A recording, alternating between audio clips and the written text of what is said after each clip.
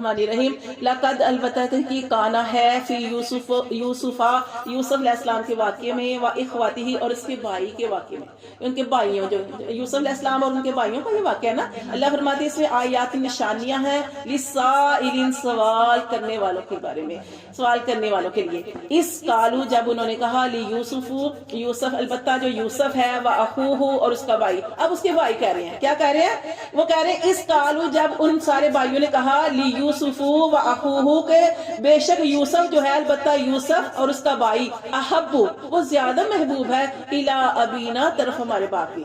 کہ ہم سے زیادہ ہمارے باپ کو یوسف علیہ السلام اور اس کا بھائی محبوب ہے، منا ہم سے ونحن عصبہ اور شاید اس لیے کہ ہم ایک جماعت ہیں، شاید اس لیے کہ ہم 10 بھائی ہیں اور وہ 2 ہیں تو شاید اس وجہ سے وہ ہمارے باپ کو زیادہ محبوب ہے۔ انا بے شک ابانا بے شک ہمارا باپ لفی دلال مبین، اب یہاں پہ بھی وہی آ گیا کہ وہ دلال کا مطلب پڑھ چکے ہیں لیکن ان کے لیے یہاں پہ نہیں آئے گا، تو یہاں پہ آئے گا کہ بے شک ہمارا باپ صریح غلطی پہ ہے، کیونکہ ان کے لیے اللہ معاف کرے۔ جی ان کی رائے ہے نا، لیکن اب ہم جب پڑھیں گے تو ہم نے اس طریقے سے پڑھنا ہے۔ ہاں جی، تو وہ کہتے ہیں انا ابانا لفی دلال مبین کہ بے شک ہمارا باپ صریح غلطی پر ہے۔ تو آگے وہ انہوں نے کیا منصوبہ بنایا کہ نقتلو قتل کرو یوسف، وہ آپس میں کیا مشورہ کر رہے ہیں بھائی کہ قتل کرو یوسف علیہ السلام کو، ابھی تراہو ہو یا اس کو ڈالاؤ کہاں ارضن زمین میں، یخلو لکم کے خالی ہو جائے تمہارے لیے، وجہ ابیکم تمہارے باپ کی توجہ، وجہ ہوتا ہے چہرہ یا توجہ،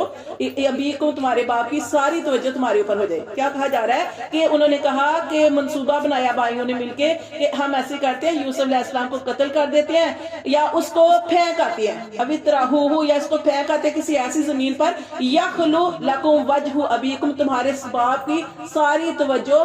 جو ہے پھر ہم پر ہو جائے، یہ کہہ رہے ہیں۔ وَتَكُونُوا اور ہو جانا من بعد اس کے بعد قومًا صالحین نیکوکار، وہ کہہ رہے ہیں کہ یہ والا کام کر لیں اس کے بعد ہم نیک ہو جائیں گے۔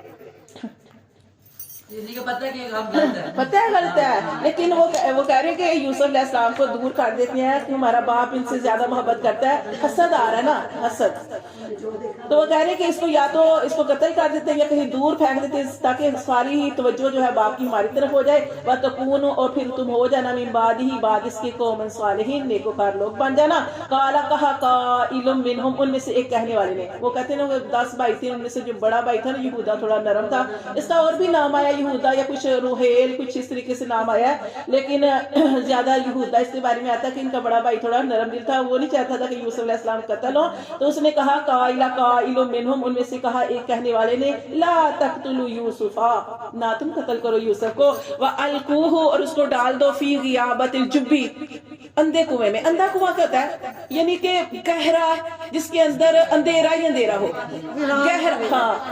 پانی بھی گہرا کنواں، گہرا کنواں تو گہرا ہی ہوتا ہے لیکن اس کا مطلب کہ جہاں پہ کچھ نظر نہ آئے، فی غیابت الجبی جو ہے وہ گہرے کنویں میں ڈالا ہو، یلتقط ہو سکتا ہے کہ لے جائے بعض السیارات ہی کوئی قافلہ، ان کنتم فاعل اگر تمہیں کرنا ہی نا تو ایسے کر لو کہ اس کو قتل نہ کرو، جب ہمارا کام اس طریقے سے ہو رہا ہے کہ اس کو ہم کنویں میں ڈال آتے ہیں، ایسا کنواں طریق کنواں، ٹھیک ہے نا، تو اس میں ڈال آتے ہیں تو قتل کرنے کی ضرورت ہی نہیں ہے، اگر ہمارا کام اس طرح ہو رہا ہے تو کرنا ہے تو اس طریقے سے